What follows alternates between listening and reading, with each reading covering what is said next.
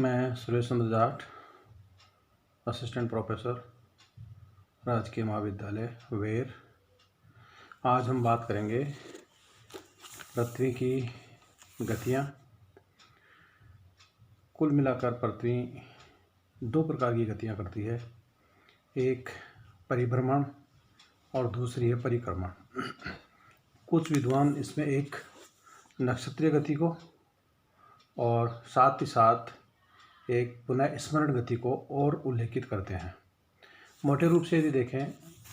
तो दो प्रकार की गतियां हैं, और यदि कुल हम गतियों की बात करते हैं तो चार प्रकार की गतियां पाई जाती है। सबसे पहले हम बात करते हैं परिभ्रमण गति की, जिसको हम घूर्णन गति भी कहते हैं, दैनिक गति भी कहते हैं, जिसके परिणाम स्वरूप पृथ्वी के ऊपर दिन रात का घटनाक्रम घटित होता है और पृथ्वी अपने अक्ष पर 23.5 डिग्री झुकते हुए एक दिन में एक पूरा घूर्णन कंप्लीट करती है, यानी अपनी अक्ष अपनी धुरी पे एक पूरा चक्कर लगा लेती है। मोटे रूप से इसको हम 24 घंटे के रूप में देखते हैं, लेकिन सही मायने में यह है पृथ्वी जो परिभ्रमण करती है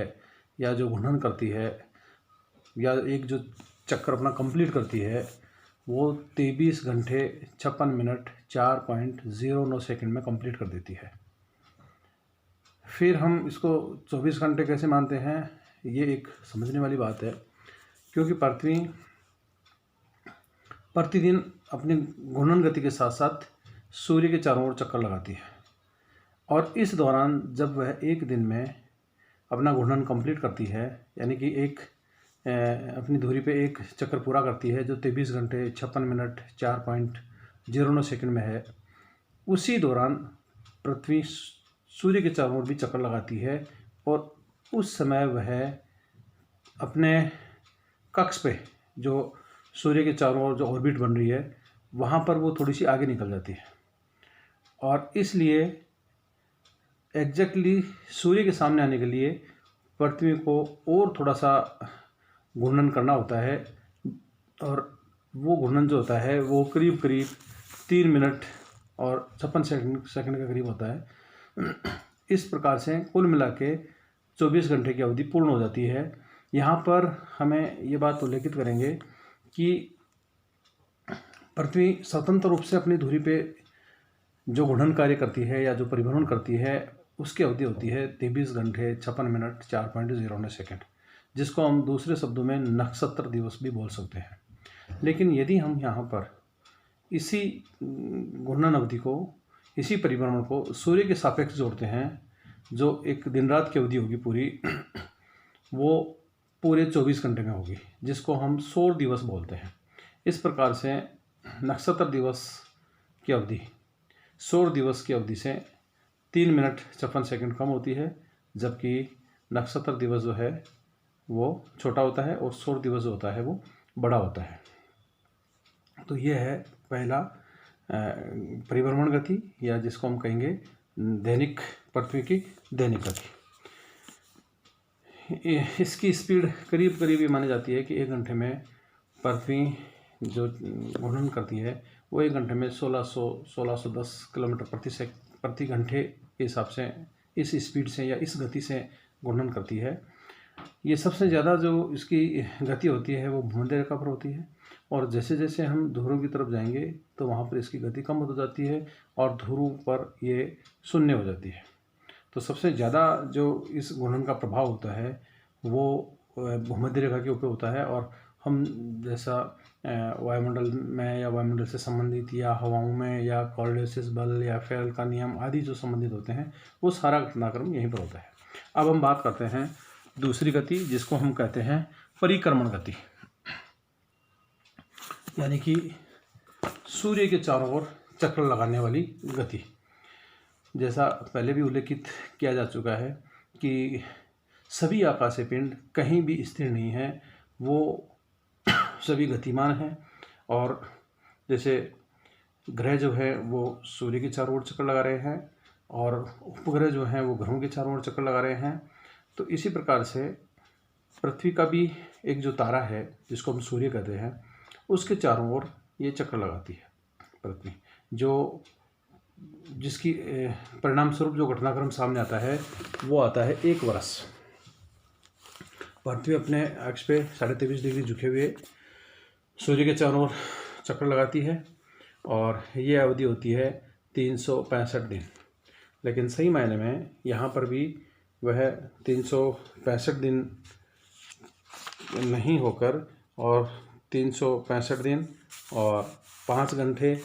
48 मिनट और 46 सेकंड की अवधि में पूर्ण करती है। यानी कि 365 दिन से 5 घंटे 48 मिनट और 46 सेकंड की अवधि ज़्यादा होती है। ये अवधि होती है सूर्य के चारों ओर चक्कर लगाने की। और इस अधिकता की वजह से जो 365 के बाद में 5 घंटे और 48 मिनट और 46 सेकंड का जो समय आ रहा है, इसकी वजह से हर चौथे वर्ष, यानी कि ये 3 साल तक जुड़ते जाएंगे, चौथे साल में भी जुड़ जाएंगे, तो कुल मिला के उनको मोटे मोटे रूप से ये माना जा सकता है कि हम 6-6 घंटे को 4 जगह डिवाइड करके हर चौथे वर्ष में एक अधिवर्ष की, या यूँ कहें कि एक लीप ईयर, या इसको यूँ कह सकते हैं कि सामान्यतः जो वर्ष होता है वो 365 दिन का होगा, और जो अधिवर्ष होगा उसमें जो हम ये करीब करीब 6-6 घंटे ऐड करते जाएंगे, जो जोड़ते जाएंगे, इस वजह से उसकी अवधि जो है वो हो जाएगी 366 दिन की, जिसको हम अधिवर्ष कहते हैं। और ये जैसे 2020 जो है अभी ये लीप वर्ष है, अधिवर्ष है, इसमें फरवरी जो है उसको 29 दिन की कर लेते हैं, और बाकी जो सामान्य वर्ष होते हैं उनमें फरवरी जो है वो 28 दिन की होगी। अगले साल जैसे 2021, यानी कि 21 में जो फरवरी होगी वो वापस 28 दिन की होगी। फिर 24 में अधिवर्ष आएगा जिसमें वापस लीप ईयर आएगा, और फरवरी जो है वो 29 दिन की हो जाएगी। तो ये 2 गतियाँ बहुत महत्वपूर्ण है। पहली जो गति है वो घूर्णन, जिसके फलस्वरूप पृथ्वी के ऊपर दिन रात की अवधि होती है, और दूसरी जो है वो है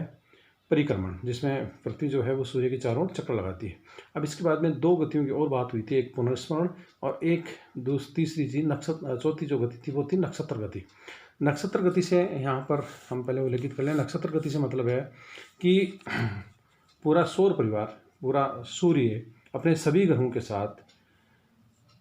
आकाशगंगा में स्थित ब्लैक होल के चारों ओर चक्कर लगाता है। इसलिए ये पूरे सोलर सिस्टम को अपने साथ लेकर, और या पूरे सभी ग्रहों को अपने साथ लेकर और ब्लैक होल के चारों ओर चक्कर लगाता है, जिसकी जो सूर्य से करीब करीब 30,000 प्रकाश वर्ष दूर पर है, उसके चारों ओर चक्कर लगाता है। तो उस दौरान एक गति और होती है, ये उसी प्रकार से होगी जैसे